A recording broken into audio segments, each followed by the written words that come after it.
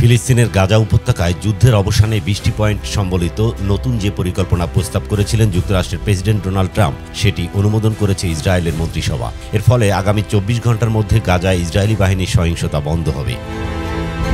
শুক্রবার সকালে সামাজিক যোগাযোগ মাধ্যম এক্সে পোস্ট করা এক বার্তায় প্রেসিডেন্ট ট্রাম্পের প্রস্তাব অনুমোদনের সংবাদ নিশ্চিত করেন ইসরায়েলের প্রধানমন্ত্রী বেঞ্জামিন নেতানিয়াহু।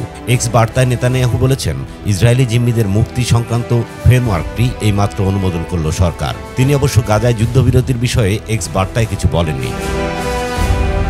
তবে তার নেতৃত্বাধীন সরকারের এক মুখপাত্র জানিয়েছেন, মন্ত্রিসভার অনুমোদনের ফলে গাজায় যুদ্ধবিরতিতে আর কোনো বাধা নেই এবং আগামী ২৪ ঘণ্টার মধ্যে কার্যকর হবে যুদ্ধবিরতি।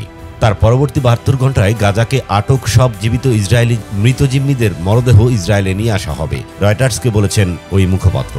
গত ২৯ সেপ্টেম্বর সোমবার ওয়াশিংটনে যুক্তরাষ্ট্রের প্রেসিডেন্টের সরকারি বাসভবন ও দপ্তর হোয়াইট হাউসে গাজায় যুদ্ধবিরতি সংক্রান্ত নতুন একটি পরিকল্পনার ব্যাপারে ঘোষণা দেন ট্রাম্প। এ সময় ইসরায়েলের প্রধানমন্ত্রী বেঞ্জামিন নেতানিয়াহু তার পাশে ছিলেন।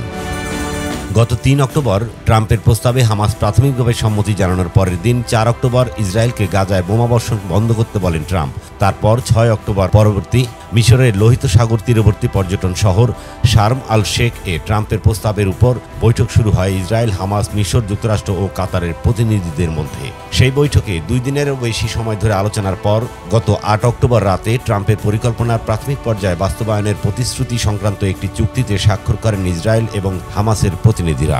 ৯ অক্টোবর নিজের সামাজিক যোগাযোগ মাধ্যমে পোস্ট করে এক বার্তায় উভয় পক্ষের স্বাক্ষরের তথ্য নিশ্চিত করেন ডোনাল্ড ট্রাম্প।